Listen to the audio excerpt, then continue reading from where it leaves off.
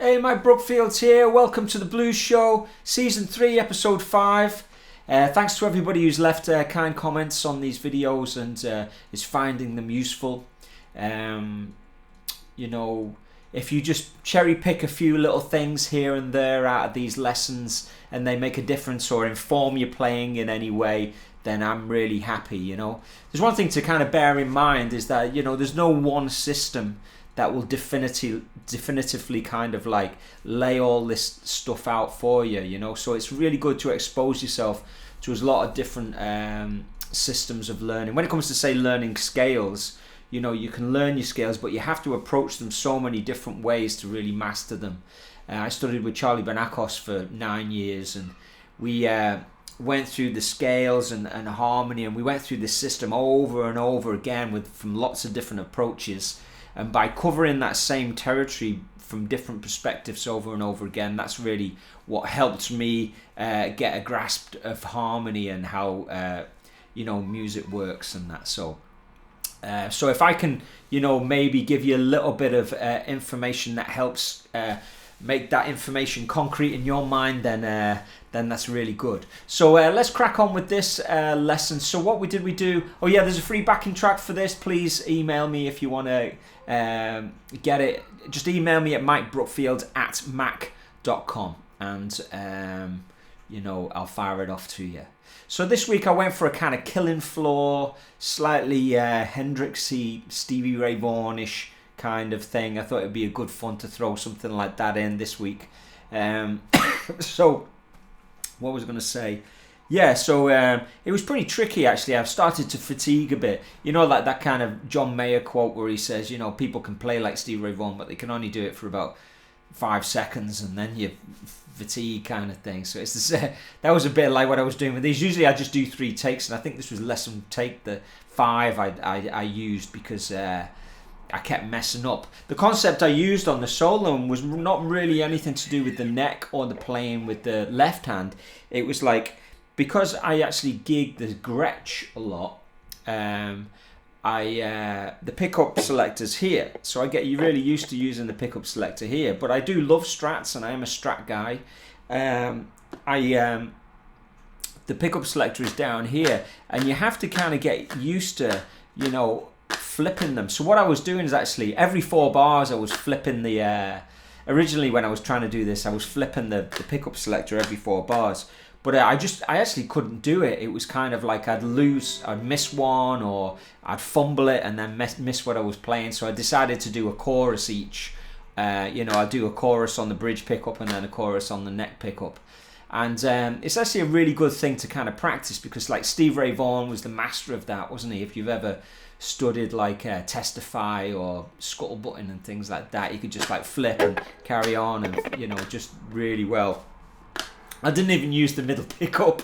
It was enough of a challenge just to go from the bridge to the neck pickup, and it's kind of good fun because it changes you from that thin bright sound to that kind of like more rounded kind of neck tone, So it does kind of steer your creativity on how you react and how you play to the tone.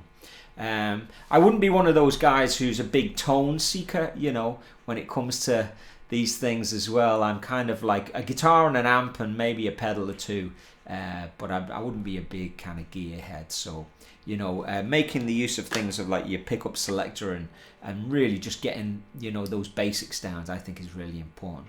Okay, let's get into this now. So we're in the key of C, and like we've done quite a few times before, we're going to start on the turnaround. So this tune I wrote with that kind of that Hendrixy Killing Floor kind of thing in mind. So we're going to go.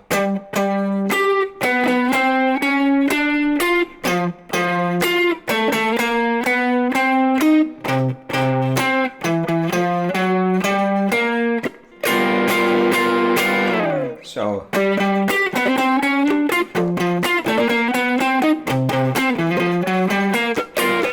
actually did this on the bridge pickup, didn't I?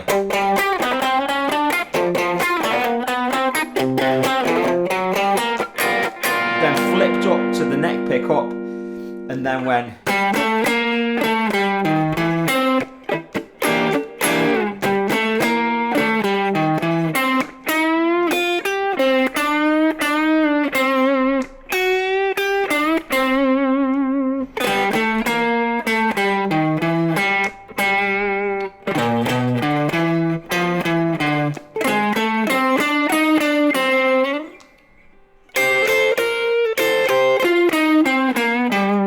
That was it all the way through. I'll play it again. So with the intro.